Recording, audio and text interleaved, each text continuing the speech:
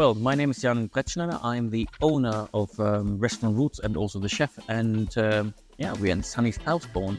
So we make one of our first kind of snacks, really. So which is a custard egg. And season right now we have wild garlic and morel mushrooms. So we're gonna do our wild garlic custard with sauteed morels and a beautiful hay foam to accompany all the trimmings we made into a mushroom tea and serve that on the side. Since they revamped in 1998, obviously they literally killed off salmonella, which is one of the biggest issues we had back then.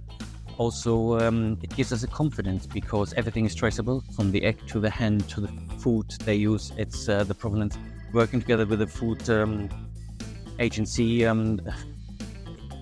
we can use it raw, we can use it cured. It gives us chefs just the freedom to create dishes and know that they are safe. The base is the custard, which is a wild garlic cream, and then we add the British Lion egg yolks into it, keeping the egg whites later to clarify our mushroom tea. Okay, so the next step would be to saute the mushrooms, in this case the morel mushrooms, and then we're going to make a spuma. And again, we use the British Lion eggs to make essentially a royale and chill that down.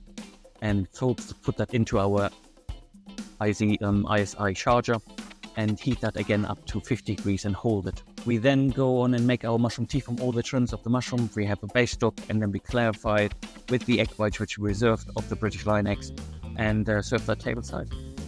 So the egg is very simple. We have a little ceramic egg where we cook the custard in, then we saute the mushrooms, put them on top of it, and then we fill it up with the hay foam, a little bit of dried wild garlic on top.